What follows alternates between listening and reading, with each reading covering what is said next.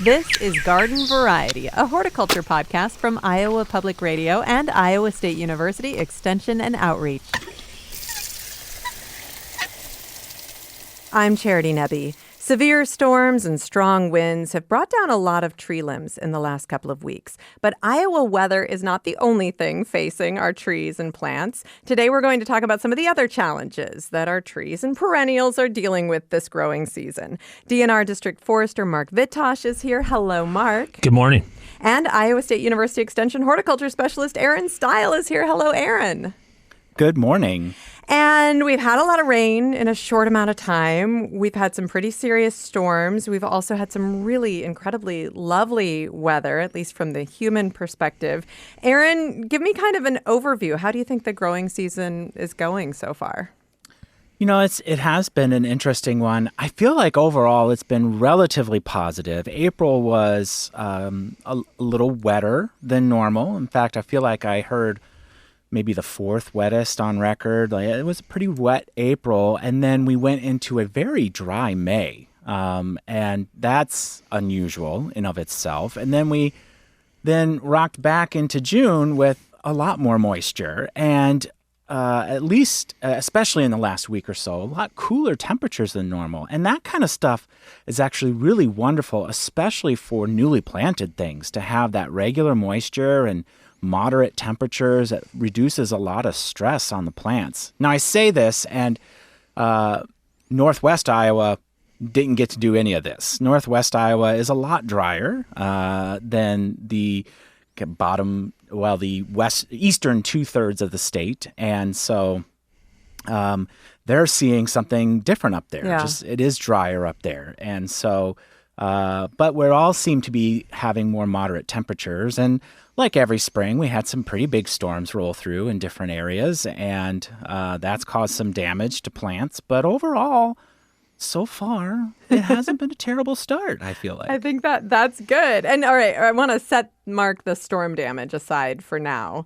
But let's talk about some of the other issues that you're seeing on trees this spring as you're doing your surveys. What are some of the indications you're seeing? Well, I would like to add that the last couple years we were really dry, and going through the winter, coming up where we're kind of talking about pre-drought and stuff before we got those April rains and stuff. So all those things expose plants that are already in the ground to stresses and maybe setting things up. But with the moisture, every time I think people call about their sycamores, we had a lot of sycamores that turned brown this spring with anthracnose. We've seen that all over the state. We see it pretty much every year if we get some moisture, but some of these dry years, we weren't seeing it as much.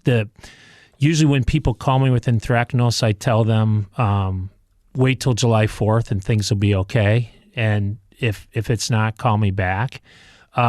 I have noticed this year, though, it's kind of hanging on a little bit. I'm still seeing some brown leaves fall off, a little bit of defoliation. So with that moisture and stuff, things are kind of hanging on. The other thing... Anthracnose is a fungal disease? I'm sorry, yes. It's a fungal disease on leaves. It's a common... We use the term anthracnose because there's a number of fungi that can cause, depending on species. But it's very common on sycamores. That's kind of the one that we always see it on. But we can see it on oaks. We can see it on maple. When we had ash, we could see it on ash. We still see it on ash. But it's a very common disease. And so when we have that kind of moisture, we have that. But the other odd thing with that May kind of dry weather, we had a thing on hackberry basically where the leaves started turning yellow and just falling off. And it was mostly the inner leaves starting to fall, and I got a lot of calls and saw a lot of hackberry kind of statewide.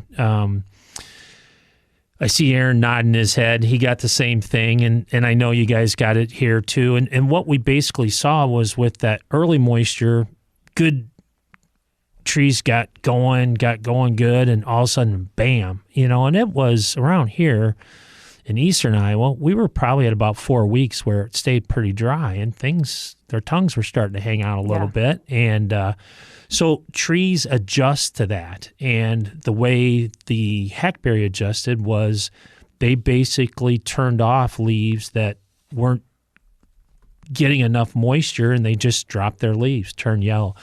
We see that in the fall too, and I've seen that the last couple of years in the fall on hackberries, especially on dry sites, but we see it on cottonwood, we see it on river birch. When they get dry, they'll drop their inner leaves just to adjust and try to get back into balance. So that's, and then the one other thing that I'm kind of getting quite a few calls and seeing a lot the last couple weeks is cupping and curling of leaves. Could be hackberry, redbud, but a lot of oaks, bur oak, red oak, white oak, a lot of different species getting that cupping and curling. There's a number of potential causes. We can get mites and aphids. If we get heavy populations of those insects, they can cause cupping and curling. Sometimes frost damage can do that too, but we always throw out herbicides. It could be lawn herbicides, agriculture herbicides. There's growth regulators like 2,4-D and dicamba that can cause cupping and curling. The thing we got to tell folks, though, just because it's cupping and curling, I can't sit there and tell you 100% that that's herbicide. Right. I can say it's very similar to the kind of symptoms that we might see with it, but I would say I've seen quite a bit this year. And More than usual?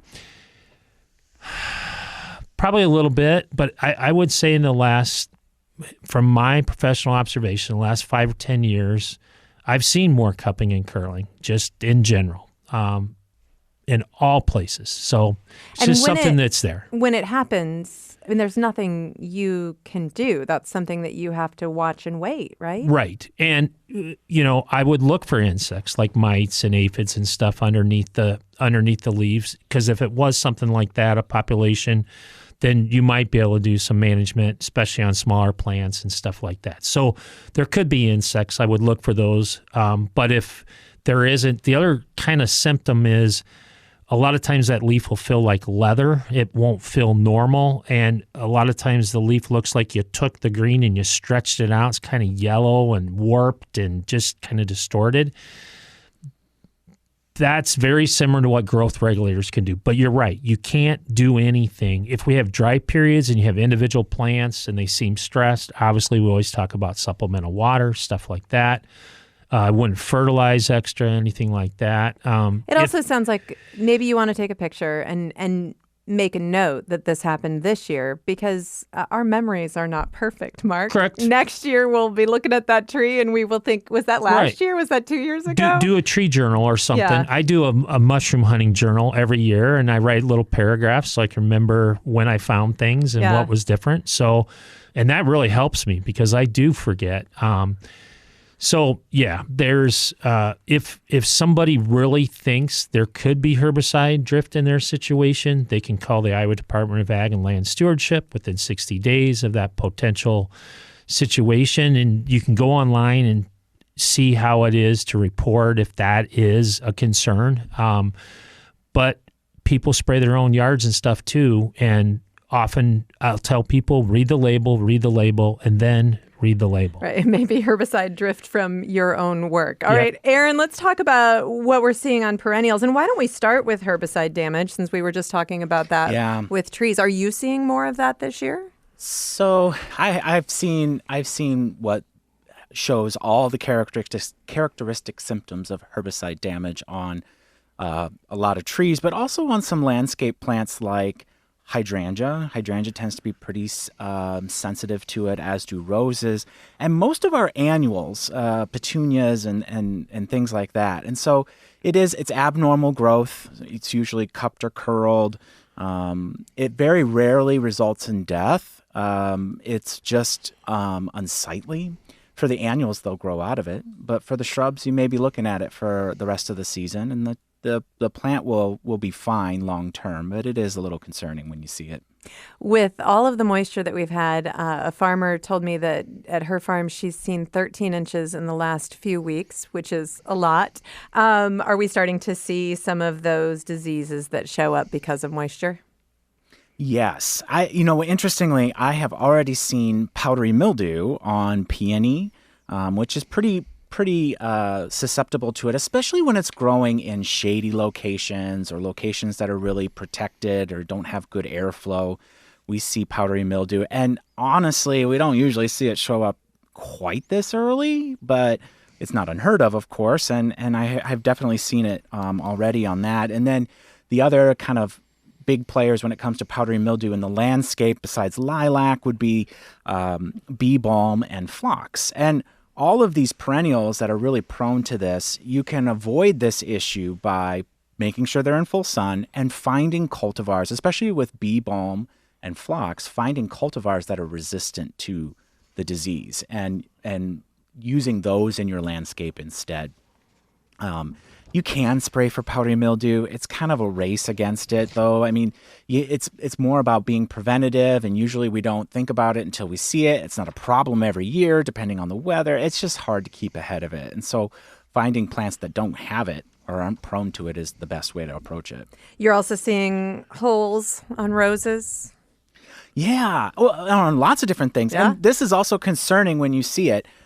Roses seem to be one that I see on these perfectly circular holes on the leaves. I also have, you see it on other plants though too. I have a carpinus, and it has the whole thing, a hornbeam. The whole thing is covered with leaves full of little holes, and these are typically from leafcutter bees. And they don't cause long-term damage to the plant. They are a beneficial insect in a lot of other ways, but they do make these leaves look kind of like Swiss cheese, and right. It is a little weird looking and worrisome. But overall, the plant tolerates it just fine. You might not be able to take it to the state fair, but most of us aren't taking anything to the state fair, so it's fine.